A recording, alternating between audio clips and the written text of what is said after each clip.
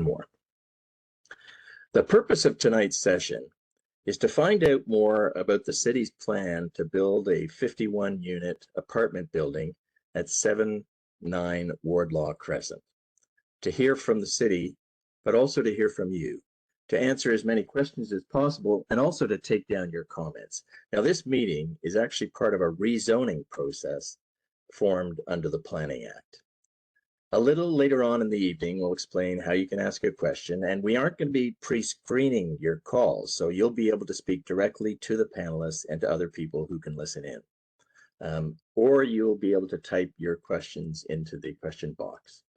As with any meeting I facilitate, I always remind participants to keep their comments concise, constructive, and considerate of other people's views. And the shorter your question or comment, the more people will get to speak tonight. And we've put up these participation guidelines here on the screen. Next slide. In terms of the agenda, there's about 30 minutes of presentation, and then we'll deal with a couple of questions that have come in. We got those through the email that we posted. So we'll open the floor to just live questions if you have any questions. But there are a lot of people on here. I see quite a few people on the call, and we want to get through as many as possible tonight. In terms of presentations, we're going to start with an overview of the city's approach to addressing homelessness and creating affordable and supportive housing. Then we're going to hear from city planners about the planning application that's been received in the local context and the planning process and how all of those planning rules work. After that, we'll hear about the project and see some detailed drawings from the architect who's put that together. And then we'll come back and I'll just touch briefly on the timeline and some of the things about the community engagement process. If you're just joining, my name's Bruce Davis and I'm your host and facilitator. I'm part of a consulting team hired by the City of Toronto to assist with community engagement, and I'll be facilitating this online session tonight. And I'm joined by my colleague, Yasmin Youssef, who will be assisting with questions a little bit later on. So our panel for this evening includes several key individuals. From the City of Toronto, Doug Rollins is the Executive Director of the city's Housing Secretariat, and he's playing really the lead role for the city in terms of launching new affordable and supportive housing all across the city. Karina Pryor, who you see here, is the Senior Project Manager in the Community Planning Division, who's preparing a report to City Council on the planning aspects of this project. Kevin Hutchison is an architect and principal of Montgomery Sysopp Architects. And Kevin, of course, we've worked on a few of these projects before, on many of these affordable housing projects, so welcome back, Kevin. It's good to see you. In addition, we have other city staff on standby as resource people, just in case you have a question and we need more detail. And I'll introduce those folks when and if we need more information. I should mention that Councillor Crisanti will be joining us shortly. He's at another meeting, I think that started at 7 p.m. at Pine Point. So he will be jumping on this call in time to hear your questions and comments and concerns. And at the end of the evening, I'll ask Councillor Crisanti to provide some wrap-up comments at the end. So let's get started with an overview of the citywide plan for affordable and supportive housing. And let me call on Doug Rollins, Executive Director of the city's Housing Secretariat. Doug, thank you for being here. Thank you, Bruce, and thanks for everyone for participating tonight. So I'll try to be as brief as I can, but provide a bit of background on the city's overall approach to housing. Next slide, please. The city's all its housing actions are guided by a 10-year plan that's been adopted by council. It runs from 2020 to 2030, and we update that every 10 years. It's the second of the city's last 10-year plans. It was the country's first to be grounded in a human rights-based housing plan, and it sets a vision for the city so that everyone has a warm, safe, and affordable place to call home. It sets goals for a range of new rental housing and home ownership to improve housing affordability, protect our existing supply, and protect renters and owners alike. In this plan, we have a target of approving 65,000 new rent-controlled homes by 2030, and within that, a target of approving 18,000 new supportive homes as well. Next slide, please. Taking action on housing and homelessness is a key priority for the City of Toronto. And all orders of government are helping to respond to the homelessness crisis in Toronto, which is also being experienced across Ontario and Canada. There are now more than 12,000 individuals experiencing homelessness each and every night in Toronto. And there are many more residents who are at risk of eviction and at risk of homelessness every day. People experiencing homelessness come from a range of backgrounds. They can be youth fleeing home, seniors struggling with the high cost of living, refugees, asylum seekers, or individuals who've just lost their job, been injured at work, or evicted from their home. We all know that the best solution for homelessness is housing, and building housing takes all orders of government, the nonprofit, the healthcare sector, and the community all working as one. It's because of the severity of this crisis that it's urgent for us to take action and take action now. To take action to build new permanent affordable homes with support so that everyone has a safe place to call home. This includes 51 new affordable homes with supports at Wardlaw. Next slide, please. Supportive housing isn't a term that's known to everyone, and this slide tries to coalesce many of the ideas related to supportive housing on a slide. And I'm going to provide a few examples here and open to questions later as well. Supportive housing combines permanent, often deeply affordable rental homes with wraparound support services that help residents maintain housing and improve their health and overall well-being. This often includes services to help individuals establish independence and recover from the harms they experienced while they were homeless. Like other renters in the city, residents of supportive housing make a choice to live there. They pay rent, sign a lease, and have the same rights, responsibilities, and obligations as other renters in the city. What's different in supportive housing is the important role that an experienced nonprofit provider plays in providing customized supports to tenants based on their individual needs, their plans, and their goals. The graphic on the right here illustrates some of the supports that can be provided in supportive housing to meet those needs. 24/7 staffing, housing stability, eviction prevention, connections to primary health and mental health supports, harm reduction if necessary, supports with daily living, such as laundry, preparing food, and connections, importantly, with community, with the volunteer sector, with employment and training opportunities, and income assistance programs. Before new tenants move into supportive housing, the city works very closely with the housing provider to ensure there's a good match between the needs of the individual and the goals of a specific tenant and the services that the provider has to offer. Next question, please. Next slide, please, pardon me. So supportive housing, the city is embarking on an aggressive plan to build more supportive housing and building it all across the city. Again, people experiencing homelessness, not just downtown, but in every neighborhood within the city of Toronto. The project that's at Wardlaw follows a line of 23 others projects in 13 different wards that the city has either led or supported nonprofits in building. The map shows a good distribution of the diverse neighborhoods from downtown to North York and East Scarborough and north and south of Etobicoke. 13 of the projects completed since 2020, and there's another 11 underway, representing 1,700 new supportive housing homes in Toronto.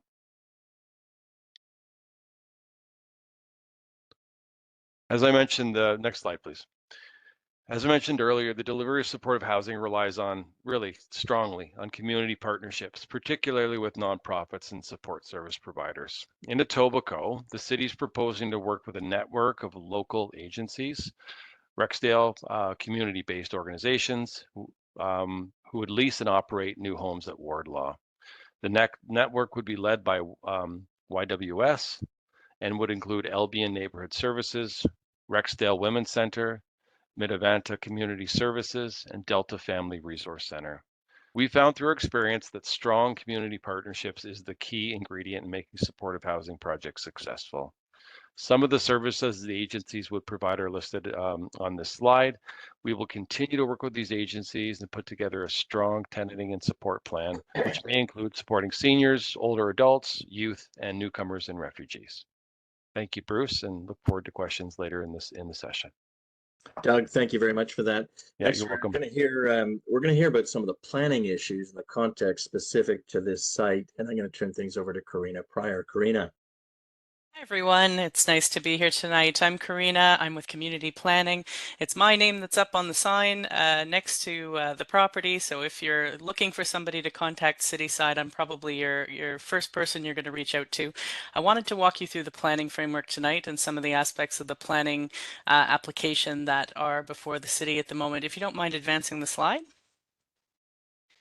Here is a site overview. It gives you a picture of the proposed four-story building. You can see in the hatched area on the screen. We're just north of Albion and Islington, as you know, and we can come back to this as we need to if questions are coming up in the Q&A so that we can actually see some of the context. There's some statistics sitting on the side, but as noted earlier, it's containing 51 supportive housing units in it. You can go ahead and advance to the next slide. Here are some photographs of the existing context, and I will say I came out on one of the very snowy days that we've just experienced. I always like to do this because it shows me the conditions at different times of the year, so whenever I have that opportunity, you'll find me out taking pictures as I can, and I know there was quite a deluge that came down. But here you can see on the left is the existing site context, the existing condition of the site, the two detached houses that you can see there, and then standing a little further back from the site, you can see from Islington the four-story shelter building that fronts onto Islington there. And if you flip to the next slide, you'll see the more residential context as you turn the corner, and you can see the eastern side of Wardlaw with that more residential context there. Go ahead and advance the slide again. Part of my role in reviewing an application when it comes in or when we're advancing something is to think about what's in the public interest. And to do that, we're of course informed by our bylaws, our policies, and all of the statistics that we gather when we're looking at an application like this. But of course, one of the most important things that we do is we reach out to the community and we want to hear from you in terms of issues that you can foresee with the development. So that is part of what we're trying to do tonight. And I would advise everybody, if you don't get a chance to speak tonight or there's anything left over that you feel like you want to have a conversation about, you can always reach out after this meeting. I'm always happy to take extra calls on the side too. So please go ahead. You can move the slide forward.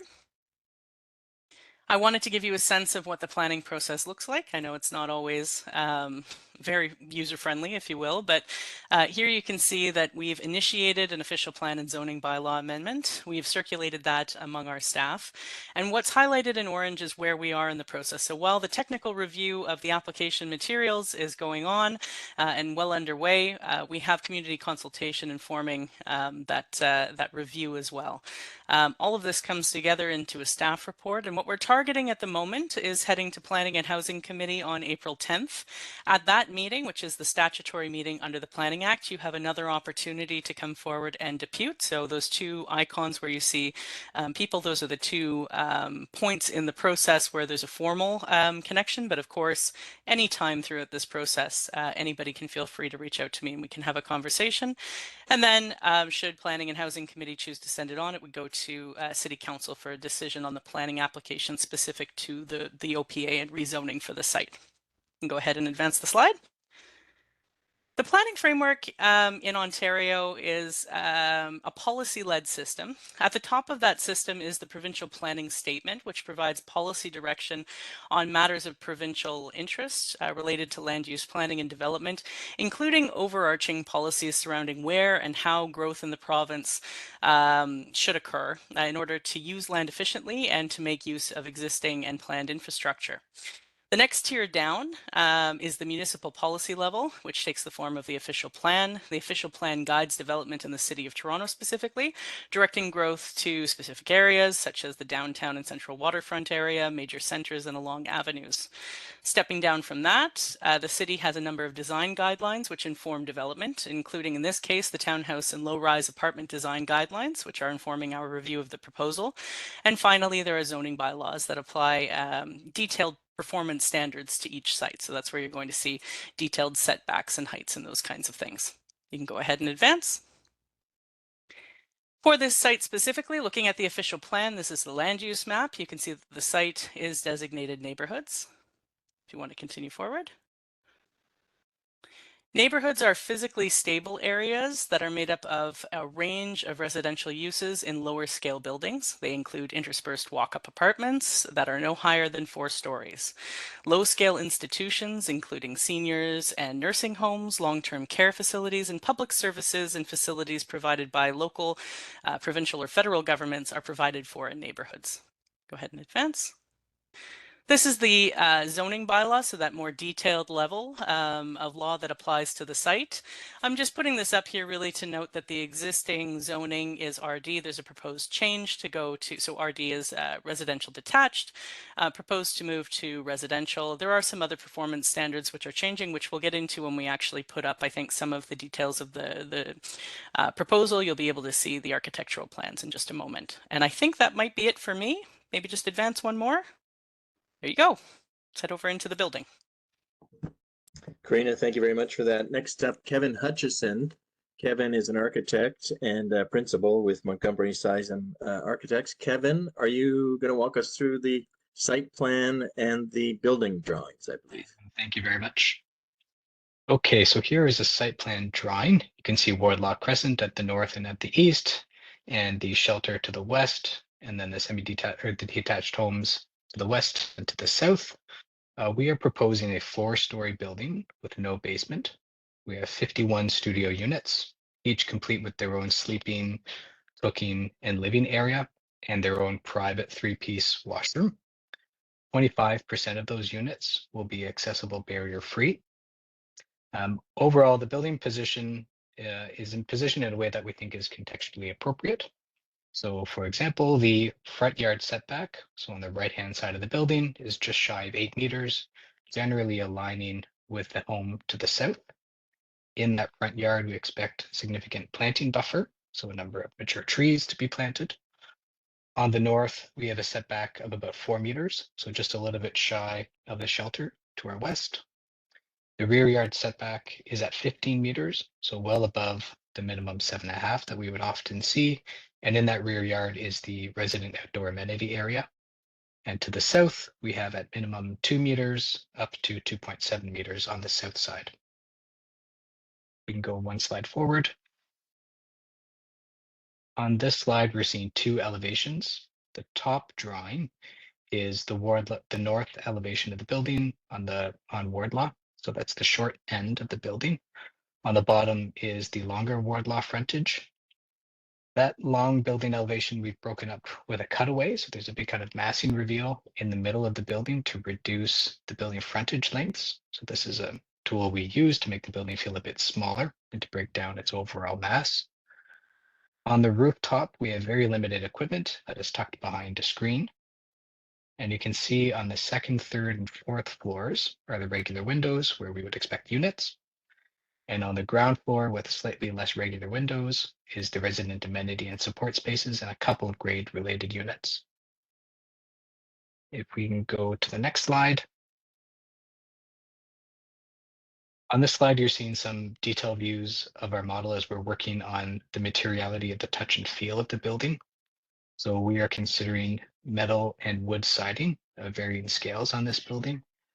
We're thinking the tighter scale would be lower at the ground where you get closest to it. And we would use a series of canopies and screens to bring some tactility and warmth when you get close to the building. And go to the next slide. This is that overall view that we've seen already. On the right-hand side is the shelter, the taller building on the right. I think overall, one thing that we're really excited about with this building is that it's meeting a very high sustainability level. So in addition to providing affordable supportive housing, this is a very sustainable project. So this meets the City of Toronto Green Standards version 4 for city-owned buildings. So it's a very high standard, both in terms of carbon and energy use. So one notable thing about this building is that the structure is mass timber or cross-laminated timber. And that is being provided by Element 5, who have a factory in St. Thomas, Ontario. Could probably talk about the building a lot longer, but maybe we'll leave it there and then see if there are additional questions at the end.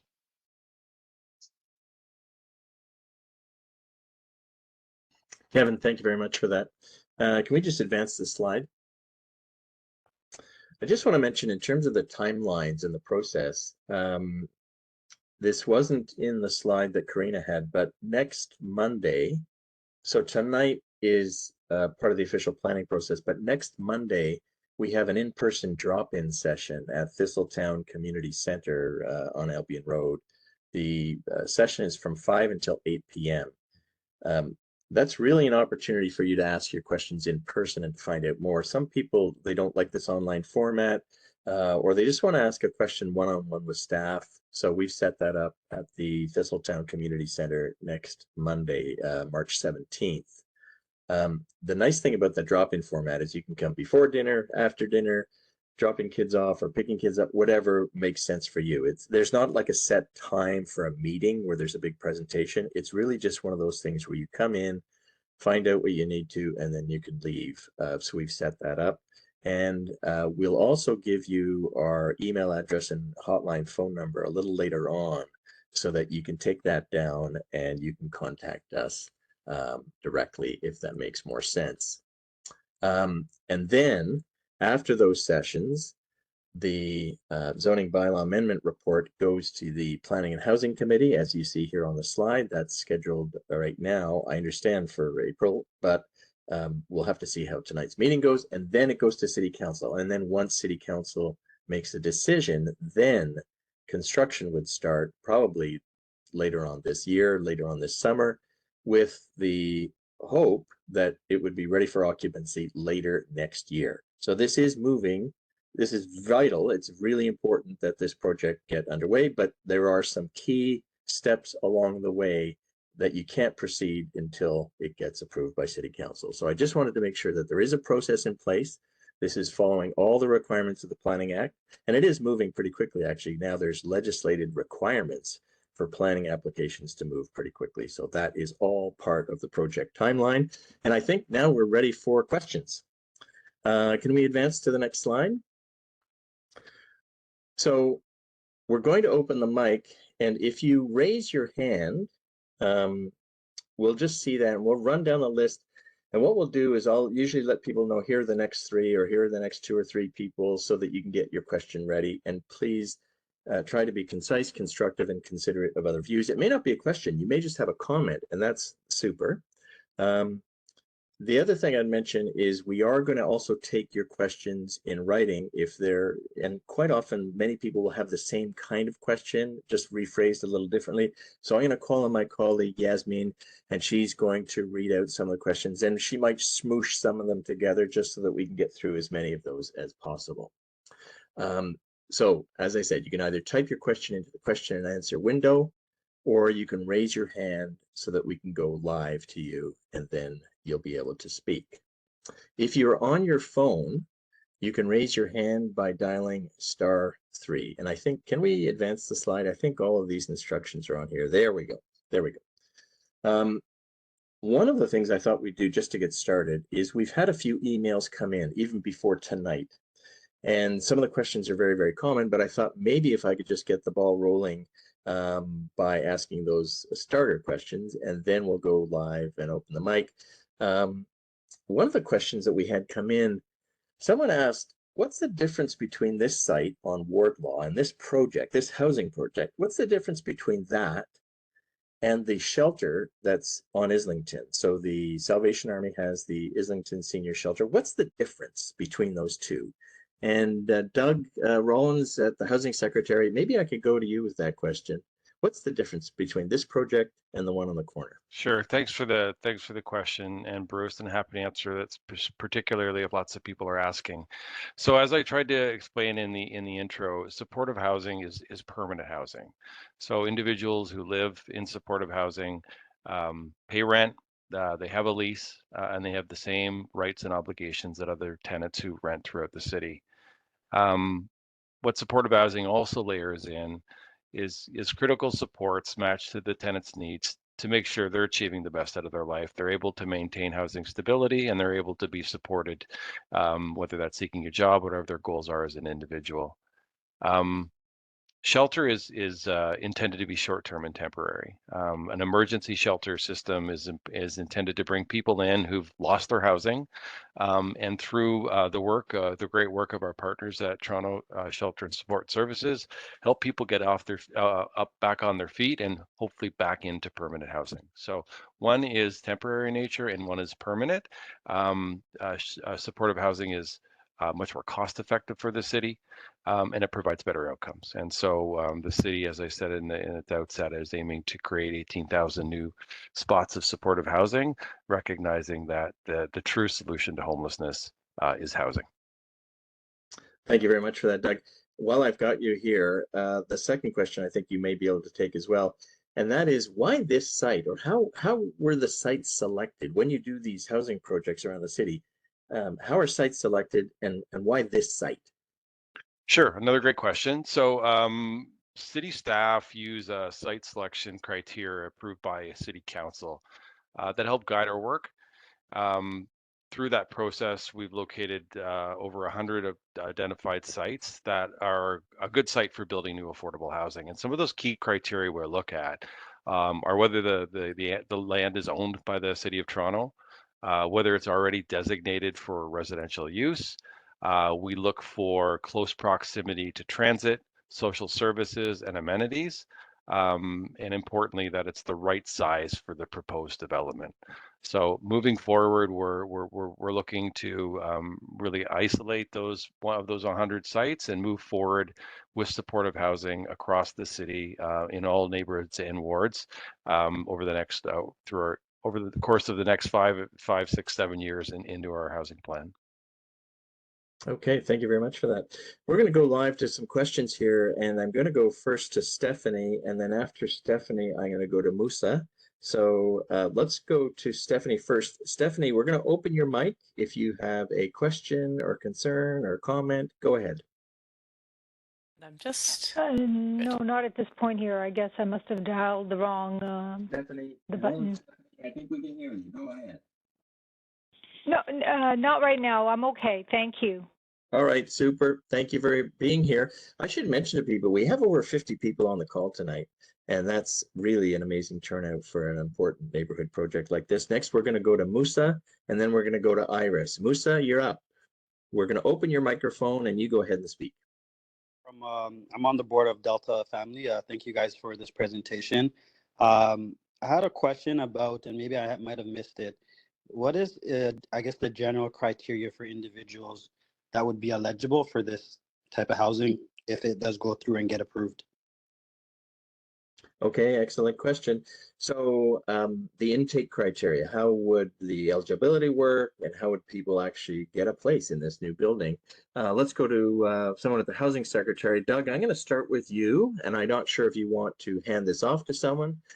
So the tenant criteria, what kind of eligibility criteria would there be to get into this type of building, and how are tenants selected?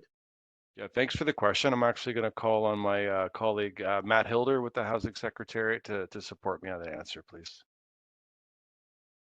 Cool, thank you. Bruce, you can hear me okay? Yes, Matt, welcome. Thank you very much for being here.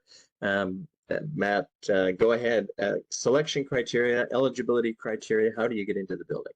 Yeah, for sure. So with all the city's supportive housing, really our priority here is to provide new homes for people who are either experiencing homelessness or at risk of homelessness. And so the city really works together with the nonprofit housing provider to identify individuals who may be staying in shelters or sleeping outdoors, and connecting them with the housing provider to make sure that the housing opportunity is a good match for them. So there isn't necessarily a wait list that individuals in the neighborhood can apply to get in this housing. It's really about moving people out of shelter programs in the neighborhood.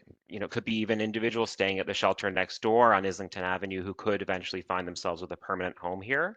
And that process is called the coordinated access process. And it's really about making sure there's a consistent prioritization approach across the city that is built on an evidence-based practice of connecting people with projects and housing opportunities that meet their needs. For this particular site, I mean, tonight we're here to talk about the zoning for the development, and I'm sure my colleagues in city planning would jump in and say that in the case of zoning, we don't zone for individual people. But for this project, as Doug mentioned, we're working with a roundtable of local organizations in Rexdale led by YWS. And through that work and their proposal, they've put forward some options for the city for this building to meet some needs for housing in Rexdale, which would include potentially seniors and older adults, youth, refugees and asylum seekers. And so the city really will be working closely with that network of agencies led by YWS over the next several months to land a program that's really a good fit for folks who are in need of housing and the kind of supports that the agencies can provide on the site. Thank you very much for that, Matt. Matt is the manager of policy with the Housing Secretariat. And Musa, I should mention, is on the board of Delta. Thank you for being here. But Delta, of course, is one of the agencies that's really been playing a big role in trying to pull this proposal together. So thank you very much. We're going to go to Iris and then we're going to go to Sam. And after Sam, I think we'll go to Yasmin to see if you have any questions in the chat box that you want to have for us. So Iris, go ahead. We're going to open your microphone. Iris, go ahead. Hello, Iris. Hello, how are you, sir? Hello. Hi. Welcome. Thank you. My question is, for the past 2 years, I was living with a friend in a one-bedroom, my son and I, because I have health issues and my son has to live with me. Are these units going to be available for a mother and son or just for single people? Okay, so that is a really great question. There's two parts to that, I think. I'm going to go to Housing Secretariat first, but I know that the way the city is, the building's being designed, or at least proposed, these are all being set up, if I'm not mistaken, as studio units. So those would be for individuals. But I'm going to go to the Housing Secretariat just to confirm, in fact, that this is more designed for individuals. But that's not to say that if you had an adult child, the parent and adult child could be in the same building conceivably, but Doug? Yeah, great question. And you know, people experiencing homelessness, there are many individuals, there are couples, there are families. And as we build out the supportive housing and some of our supports, we do intend to build different levels of housing in different places. But for this ward law example, it is primarily for it's primarily studio units, which be primarily for individuals. It's also for people, to Matt's points earlier, who are experiencing homelessness and are exiting the shelter system primarily.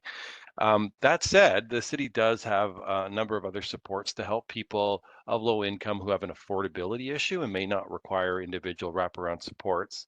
And if I may, Bruce, I'm not sure if we can hold the email or have Iris contact you, but maybe we can provide a bit more resources and information and linkages following the meeting. Is that possible? Excellent. Can we just scroll down one slide? And I believe if we scroll down, I might have yeah, okay. So here we are. Iris, we have a hotline number here you can call, but if you have details, it would be better to send us an email at that email address, publicprogresswardlaw@gmail.com, and then we can follow up with City of Toronto staff. That'd be great. Thanks, Thanks, Bruce. And thanks for the question, Iris. Yeah, thanks. Thank you very much for that. And we're going to go to Sam. And then after Sam, we're going to go to Yasmin. Sam, we're going to open your mic. Go ahead.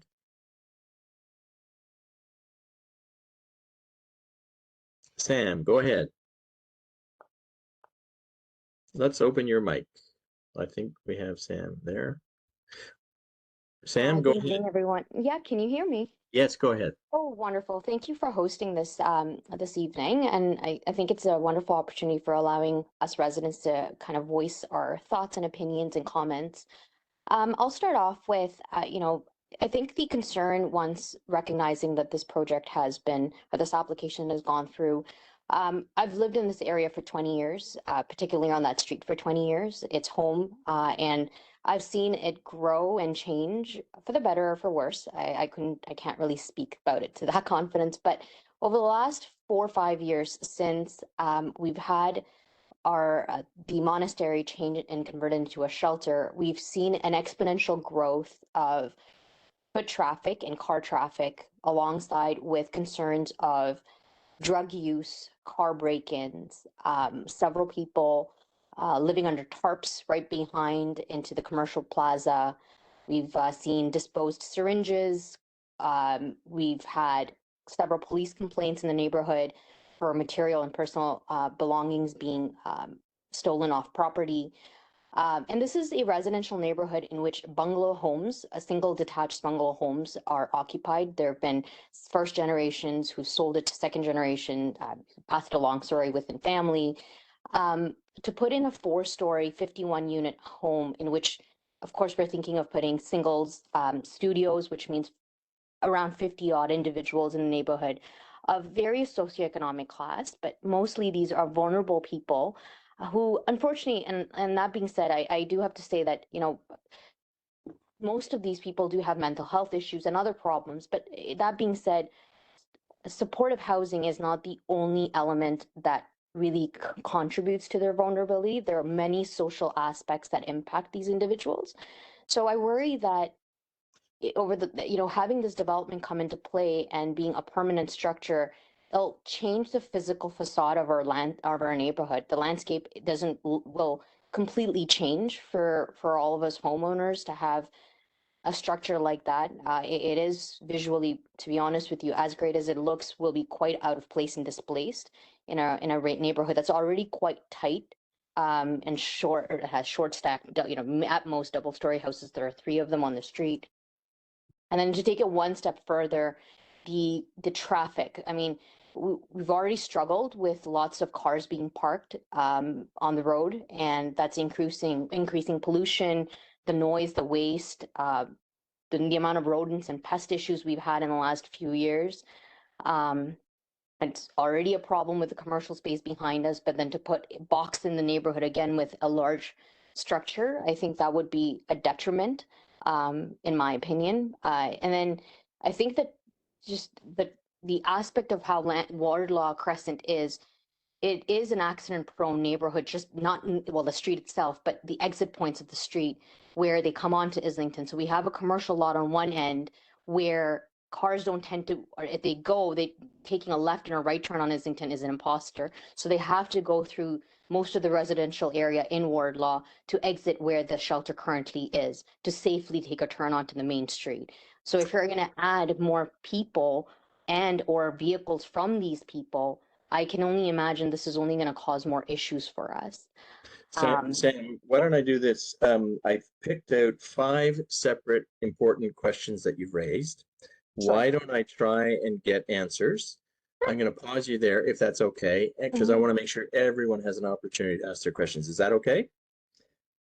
So here are the 5 that I think that I've pulled out of your comments. First, local existing community safety issues, not about the future and a new project, but just the existing condition. And you've raised some questions that maybe we should be taking up with 23 Division in their neighborhood safety, community safety people to identify if there are risks in the neighborhood.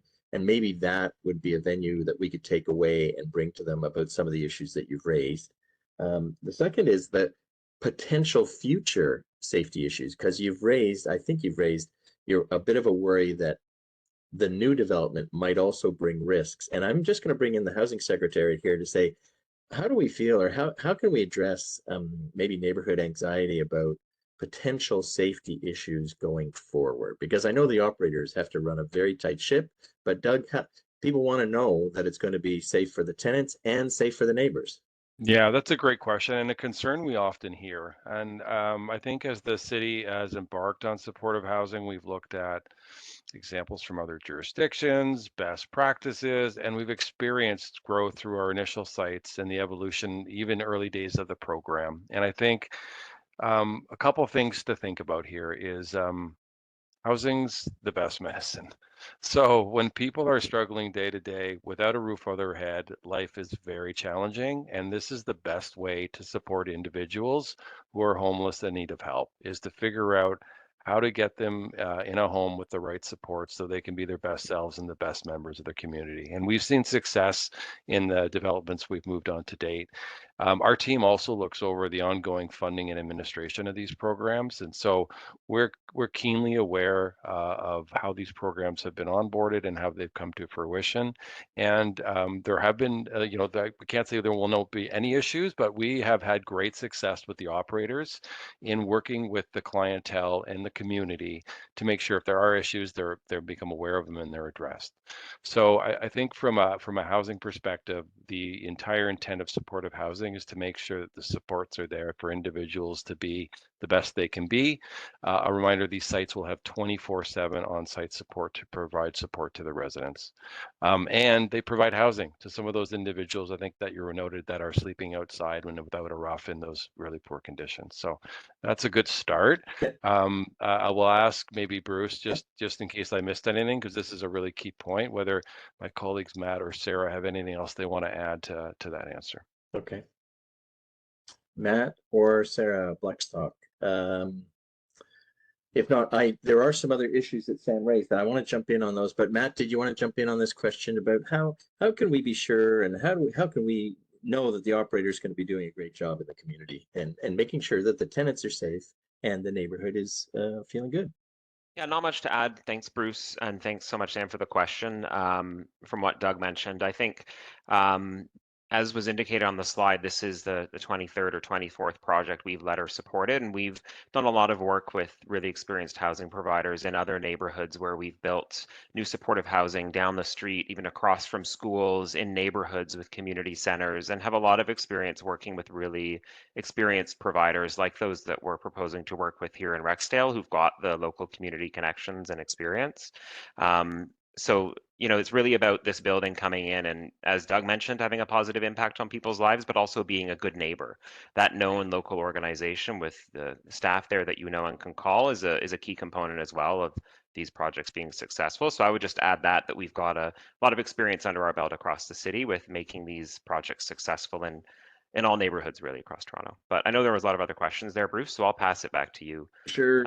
And there's some planning questions and traffic questions. I'm going to go to Karina in just a second. But you know what? On the call today, Steve Doherty, Executive Director of Youth Without Shelter, YWS, is one of the lead agencies that is going to be working on this project, hopefully, as things move forward. And I'm just going to see if, Steve, you can jump in here. YWS has been in North Etobicoke for almost 40 years. And we've been around since 1986, Bruce. Can you just turn on your screen? So I was talking to 23 Division staff earlier this week, and I said, have you ever had any complaints about YWS over there? And no complaints. But anyway, maybe you can just describe briefly how an operator works in a neighborhood to make sure that it's well managed and to make sure that the neighborhood supports you and works with you. Absolutely. One of the biggest things that we always focus on is making sure we're good neighbors. We want to be a good part, positive part of the community. There's a lot of people in this area had no idea that we existed, and we kind of like that. We like the fact that we are good neighbors, whether it comes up to our community cleanups once a week that we have our residents work with us on. But we also take a lot of pride in our community relations. The neighborhood has to feel safe. The people that live in places have to feel safe. And that really comes from our leadership and our expectations of people who reside in our facility, whether it's here at our main site, our downtown location, or the new proposed location as well. Being good neighbors, being a good part of the community is really key for us. Thank you very much for that, Steve. And Sam, thank you for the question. So one of the other pieces you raised, Sam, is the issue of the building and the built form and how it addresses the neighborhood and the street, and also the potential for traffic. And I'm just wondering, let's go to Karina on this, the community planning side of things. Maybe you can address that, Karina. Of course. I've just asked to go back to an overhead shot here. Perfect, this one. I think this is helpful to understand some of the rationale that goes into the planning review of the file. it might be a little bit hard to see here, but I'm happy to blow this up at a later point if we need to. But you can see one of the things that's been done is a very consciously designed front wall setback. So if we're looking at the way this four-story building is proposed to blend into Wardlaw Crescent, particularly on the more residential side, you'll see that it's set back the same distance as that immediate neighbor to the south. And you'll also see that the rear yard is lining up as well. So as much as possible, the form of this building is designed very intentionally, I think, to fit within the framework that exists on that site. If you also go to maybe one of the elevation slides, I think it's worth pointing out, just in terms of the scale of the development. I think this is a helpful picture to just rest on for a moment. On the north here, you're seeing the relationship of the proposed building to the shelter on Islington, and you can see the building actually steps down from Islington, and then over on the side street, yes, it is a four-story building, but you can see that the relationship to those existing houses is relatively in line. It's slightly taller than the pitch of the roofs, but it's not completely out of character here. So yes, it's a different type of form. We see these types of apartment building forms all across the city at this scale, which is why the official plan does anticipate that you could see four-story developments. They fit well in, and they're a good piece of that missing middle housing that we're trying to advocate for across the city in some ways too. So I think, you know, we still need to refine the design, and that's something that's going to happen through the site plan stage of this when we're talking about the materiality of the building and, you know, appropriate sort of color schemes and how that's going to fit in. All of those are informed by our site plan process. The zoning process is really a bit crude. It's a box that you can design within. So don't think the conversation's over here. I just wanted to sort of stress some of those kind of critical factors that I'm looking at when I'm reviewing this proposal, and why I'm in a position here to recommend that I think this form does fit within this neighborhood context. But I do hear you in terms of that residential context, and it is something that we're paying very close attention to. Bruce, was there a follow-up question on traffic that you wanted me specifically to engage with? What I think I would say is this development itself, I've seen some questions on the side. Are there street lights that are proposed at this point in time? No. It's good to know that that intersection is one that you're feeling is dangerous. I think we can take a look at it. It would be something separate from this project, I think, that I would take to our transportation staff. But it's good to know that there are some concerns there. So know that I'll carry that back to our staff as well. This building, the individuals here are unhoused or coming out of a shelter, or it's not expected that they will all have cars. So this is not expected to generate a lot of vehicular traffic, I wouldn't expect. I don't know if anyone can speak to that, but yeah, I'm just coming off, put my camera on there. Yeah, Bruce, that's correct. So we've really not found in any of our new supportive housing projects that residents are in possession of a vehicle, and there is some parking for staff who work on site. And so in all cases, we work on opportunities in the neighborhood, and with the parking lot adjacent to this building that's shared with the shelter, we'll be in conversations with them in terms of making sure there's ample parking available for them, but not, you wouldn't expect, there's no additional parking spaces added with this development. So, you know, not 51 new individuals with cars driving through the neighborhood. Okay, thank you very much for that. We're going to go to another person in a second, but let's bring up Yasmin. Yasmin, you've been watching the question and answer box, and people have been firing their questions in there. Not everyone wants to speak on camera. Yasmin, I'm going to bring you up on camera, and what kind of questions are we getting? Yes, thank you so much, Bruce. Yeah, I think a lot of people have similar questions about safety, and but one question here that stands out is that someone asked, are the units wheelchair accessible? Okay, let's bring in Kevin on this one. Kevin, the architect who's designed this building, and your team has designed this building, and can you just speak to the barrier-free components and whether you're meeting or exceeding building code requirements? So building code minimum for us would be 15% of the units to be barrier free. Here we have 25%, so we are exceeding the minimums. So that's just for the units themselves, plus all common areas, indoor and outdoor, need to be accessible. So all the entrances to the building, the lounge, the dining room, we have elevator access to every floor. So this is a fully accessible building, and 25% of the units are barrier free accessible. Okay, super. Yasmin, another question. Yeah, there's also been a few people who've been asking about property values. So someone said, will the property value around the proposed building decrease? Okay, thank you very much. I'm going to bring up maybe someone from the Housing Secretary. I know we've had this question before. The question about the impact, if any, this would have on property values. Are we going to go to Doug or are we going to go to Matt? Matt, go ahead. Hi, thanks, Bruce. Yeah, we have had this question before, and it's an ongoing area of research, but we've reviewed research from a number of different sources, including the Ontario Human Rights Commission, that actually finds that new affordable housing developments don't reduce property values at all of existing buildings in neighborhoods. So it's not something we expect through this project. That's kind of all I have on that, Bruce. Okay, super. Thank you very much for that. Yasmin, another question maybe? Yeah, another question is, how are potential tenants going to be screened for mental health, criminal records that will be giving anxiety to the existing residents? Okay, this is also part of the question about how people are eligible for the building and how they're selected for the building. We had a little bit about this before, but the caller or the questioner seems to be asking, is there a screening process? And I think we're going to go back to the Housing Secretariat on this one. Yeah, I'll take this one, Bruce, and I appreciate the question. So again, our goal is to help people experiencing homelessness find housing and make sure the right supports are in place so their tenancy can be successful and they can be positive contributing members to the community. The Human Rights Code does not allow for criminal records to be part of determining someone's ability to rent a house. So we will not be screening individuals for a criminal record. And with mental health supports, there are many people within the community already with mental health supports and or with mental health challenges, and it's a pervasive and a significant issue within our community.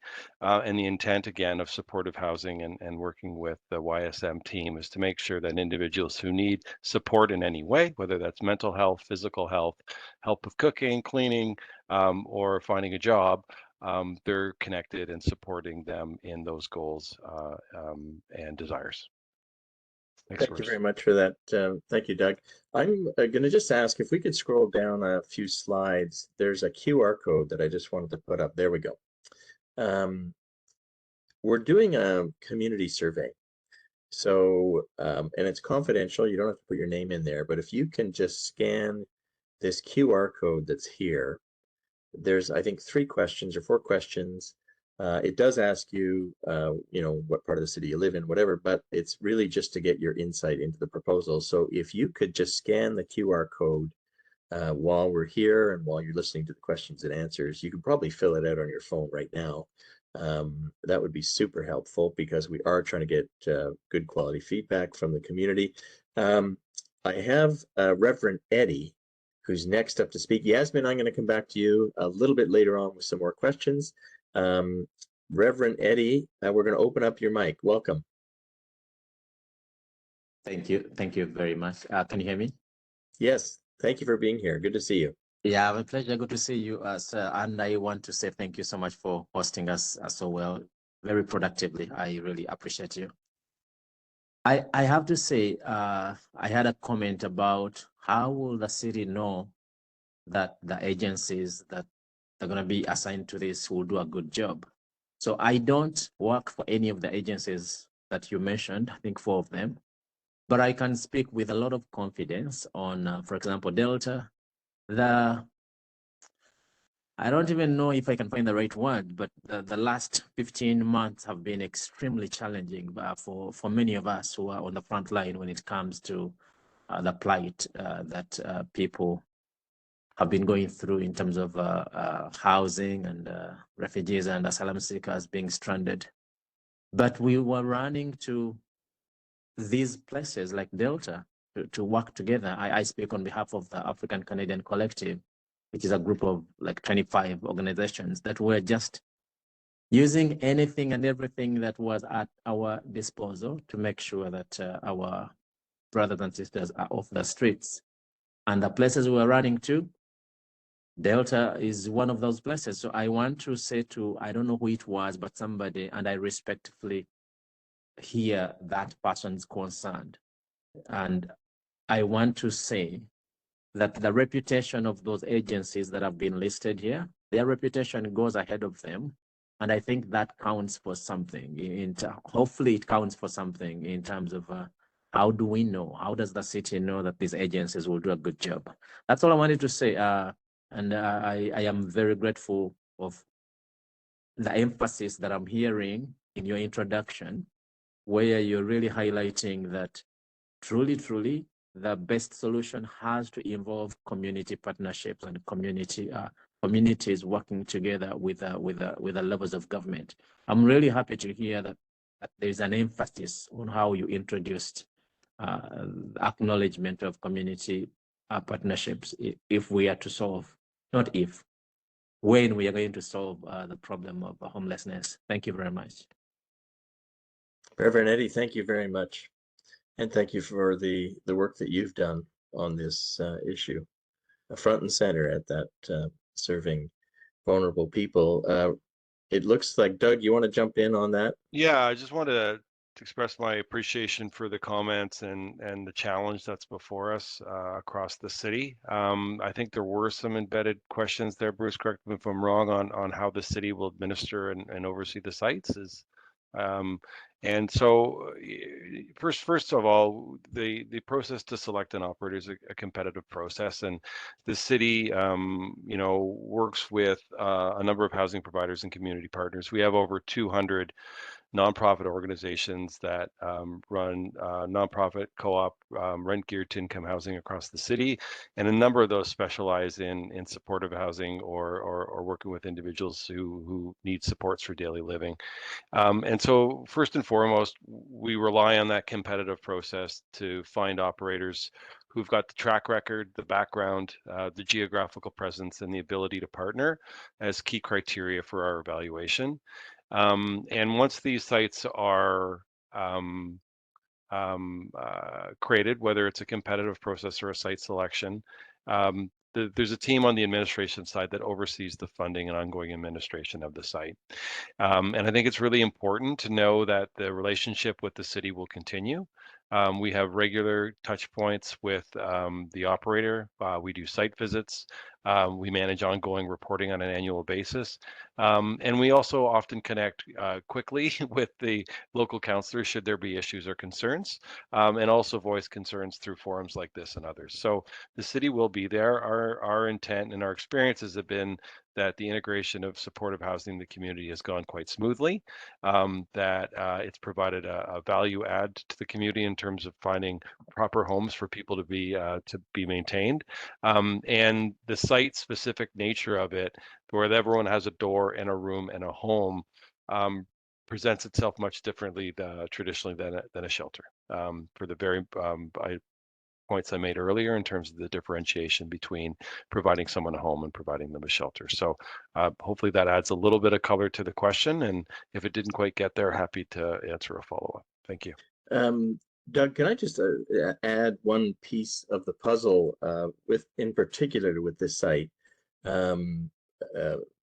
Yasmin and I have been working, as you may know, with some of the agencies who will be operating YWS, Delta Family Services, Medenta, and so on. And one of the interesting things, and this builds on what Father Eddie was saying, is that a part of this, their proposal to the city, this is not finalized, but their proposal to the city is that a portion of this be for newcomers and asylum seekers, which is an interesting part of the mix. Plus youth, plus seniors, that's their proposal to the city. So that's not finalized or agreed, but I think that's a really important part of their proposal. And it's really neat to see these agencies coming together to put that proposal in front of the city. So we'll look to see how that evolves. And thank you very much for even entertaining that amazing proposal. So I think we have one more question. I have a question from Iris. And then we're going to go back to Yasmin to see if we have any more questions in the question box. Iris, go ahead. I think we tried earlier and you weren't ready for your question. Go ahead. Yes, I spoke to you before with my son and I. Oh, yes, of course. Now, I've been to two Delta offices. The first one, she did not help me at all. She says, "Oh, I can't help you." Now, as I said, my son and I has been living in a one-bedroom I sleep on the bed sometimes, my son on the floor. And I'm a senior, I'm 76 years old. And none of the Deltas ever asked me for my name to call back to see if they have something available. So I don't understand. Don't they get in touch with you, or you have to do it on your own? Iris, I'm going to make a suggestion. One of the issues we try to keep in these public meetings, confidential personal information out of the meeting, because obviously you don't need to disclose all of that. And also the operator isn't in a position to answer any specific questions like that. So my strong suggestion is that we connect by email or by phone, even in the next day or so, if that's at all possible, so that we can have that conversation. Doug, I know you want to get in on that. Yeah, just again, Iris, I think the point's well made. If I would like Bruce to connect you with me directly, and I can make sure we follow up and get you the information you need and support you as best we can. Okay. Thank you very much. Just the incredible challenges and difficulty of maintaining and finding affordable housing, and you've really brought that back tonight in terms of the importance of that. And thank you, Iris, for bringing that to us. I'm going to go to Yasmin to see if we have any more questions in the question box. Thanks, Bruce. So there's one more question someone asked. With respect to programming, will access to legal supports or educations be provided to tenants? Okay, those are very, very specific questions. So why don't we just ask, and I'm going to bring up the housing secretary here, what kind of supports would be available? Now, they specifically asked about education and about legal services, but maybe you could just briefly describe it. I know you had that slide. Maybe we can go back to your supportive housing slide, if that's possible. And again, I think one of the key pieces here is that there's a support team on site, right? So there will be a lot of the supports you see there are typical. But what is also brought to bear with a site of this size and with the partners we have available is really a case management approach to meet people where they are.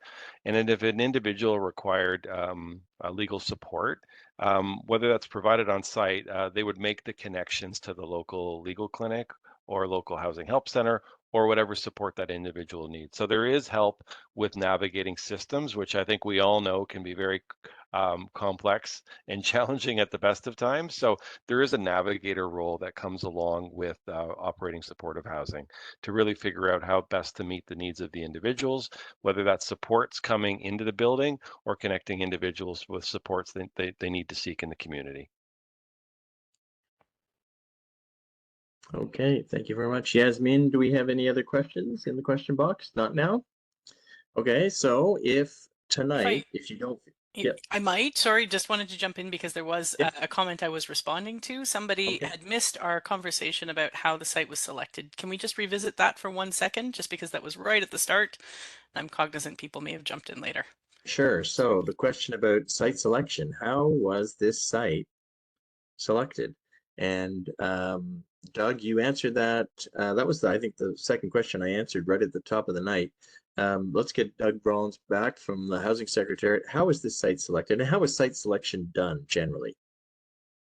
Sure. Thanks again. Again, the city staff, which we are, uses a site selection process approved by City Council that has some key criteria. So first of all, we look at whether the land is owned by the city, whether it's designated for residential use, whether it's close to transit, social services and amenities, and it is of the right size for the proposed development. And again, this is one of almost 100 identified sites that we're looking to pursue for new affordable or supportive housing. Okay, thank you very much for that, Doug. A few minutes ago, we brought up Steve Doherty, who's with YWS, and YWS has made a proposal with other agencies to be part of the operator team. I see we now have a call here from Kemi Jacobs at Delta Family Services. Kemi, we're going to open up your microphone, and thank you very much for being here, and thank you so much for being part of the roundtable team that helped to pull your proposal together to operate this housing. So Kemi, welcome. Kemi, go ahead. We're going to open your microphone. Let's try that again. Can we there we go. I think it works There this we go. time. Go Okay, ahead. thank you so much. Yeah. Good Thanks to so see much you. for having this opportunity. And one of the things I really like about the process is that people are able to name their concerns. And I think there always are questions. So it's really important to be transparent. Iris, I hear you. This isn't the forum, but you can contact us and I can follow up with you. But I think what's really important about your question is that this model is a model where all of the partner agencies are from Rexdale. I am here, Steve is here, so we're not going anywhere, so we can be held accountable. So basically, we're committed to serving community. We've been in Rexdale for many years, and all of the partners, I mean, we mentioned some of them, Youth Without Shelter, which has run a shelter in this area for many years, Albion Neighborhood Services, Rexdale Women's Center, Rexdale Community Health Center is also at the table, Medenta, and Delta Family. So we're all agencies which have history in serving community, and we will be here. So yes, there may be some hiccups, but we're not running away. We're here and we will be held accountable. So let's work together to address issues when they arise. Kemi, thank you very much. Thank you for being here, and thank you for being part of the roundtable and the community looking at supportive housing in Rexdale. We're almost at a close. It's been remarkable. We had, I think, over 50 attendees at one point tonight, and we've had quite a few questions live.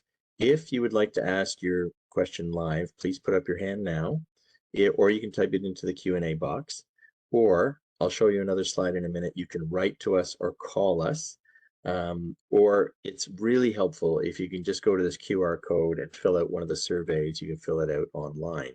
So can you just go to the next slide? We have, here's our email address, publicprogresswardlaw@gmail.com or 647-946-8710. If you are a neighbor, if you're actually on Wardlaw and you would like us to come to your house with the architectural drawings, we can do that. We can actually come over at an appointment, we'll set up a time. We can actually come to your house, meet with you, and walk you through the drawings if that's something that you'd like us to do. We are very, very committed to meeting with neighbors if they have any questions. And also this session and the slides will be posted at toronto.ca/7-9wardlaw. So that you can always, after tonight, you can go back and watch this again. We're just about done. Yasmin, do we have anything else in the chat box? I don't think we do. In the question box, we're getting very close to the end of tonight's session. And before we wrap up, I wanted to go to Councillor Vince Crisanti, who has had another meeting tonight, and he's been listening in to the Q&A session. And I know Councillor, you've been studiously making notes and waiting for your opportunity to jump in just to wrap up. Councillor Crisanti, would you like to say a few words? Yes, Bruce, I absolutely would, and thank you so much. Is my mic on? Yes, it is. Okay, so well, first of all, Bruce, I want to thank you and all the panelists for hosting this this virtual meeting. It's so critical to the local community to understand what what is what neighbors they're gonna have in the coming months ahead and years ahead. So so this goes a long way in ensuring that they were fully transparent and they understand who their neighbor is going to be. I've been listening to some of the questions, and unfortunately, I had to jump into this meeting a little bit late. Had a previous meeting at 7 o'clock as well. I want to go back a little bit and just make some additional comments, or maybe even respond a little bit to, I believe, one of the deputants that are called in, and her name was Sam, and she the part I've heard about her question is some of the concerns with encampments, needles, maybe some other garbage and things in the area that she sees. She lives there. She lives right on that street, I believe I heard. So one thing I want to say to Sam is, and to anybody listening right now, please, if you see anything in the area that needs attention and you're not getting a response through 311 or the channels that you use when you report it to City Hall, report it to my office. Let me know what is happening. We've had great success in working with other areas of Etobicoke North where encampments were. They're no longer there now because I take a very proactive approach. And of course, when we hear about things, we can't be everywhere. If you tell us that there's a situation that needs to be addressed, we will work very, very closely with you and your community and your neighbors to ensure that the issues that you're concerned about get addressed, whether it's safety, encampments. At the end of the day, the people living in encampments, they need a place to stay and live. So we look after them. We find alternate places for them to live, comfortably and not outside in this cold weather.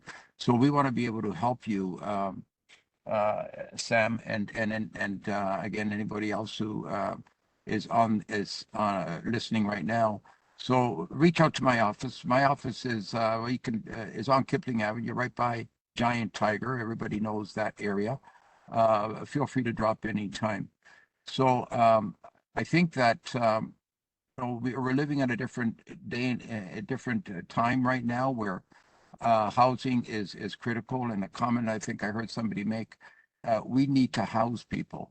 If we don't house them, then where are they going to live? They'll be on the street, and we don't want that. And people deserve to have a comfortable place to live. So I've been watching this. I've been working with Bruce and staff very closely, and I've raised my own concern about ensuring that we have not just this public meeting, but that we have an in-person meeting. And we're having that, I believe, next week. And Bruce, correct me if I'm wrong, that's the 17th next week. Is that correct? That's correct. Monday night, March 17th from 5 until 8 p.m. at the Thistletown Community Center. Perfect. So I look forward to seeing, everyone there. I'll be there as well. And once again, it was, a very good evening. We're, I think, a little bit ahead of schedule.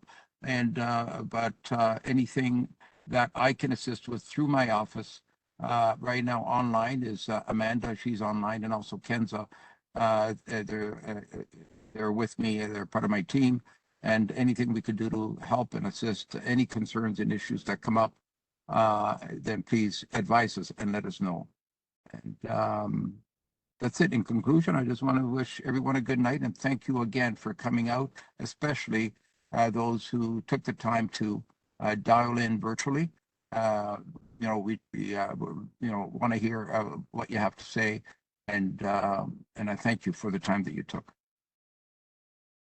Councillor, thank you very much.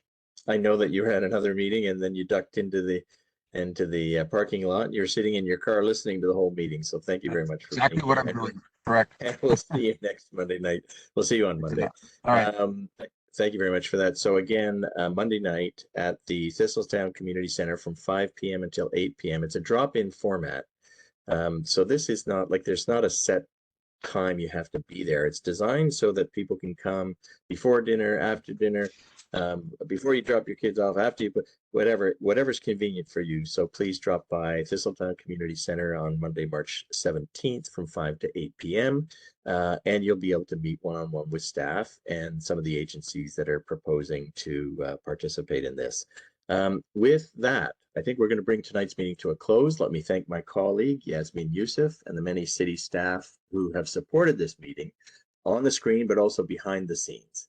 And to thank our panel, Doug Rollins, Executive Director of the city's Housing Secretariat, Karina Pryor, Senior Project Manager in the Community Planning Division, City Planner, and Kevin Hutchison, Principal of Montgomery Sizem Architects. If you have other questions, you can always write to us at publicprogresswardlaw@gmail.com, or you can visit the city's website at toronto.ca/7-9wardlaw.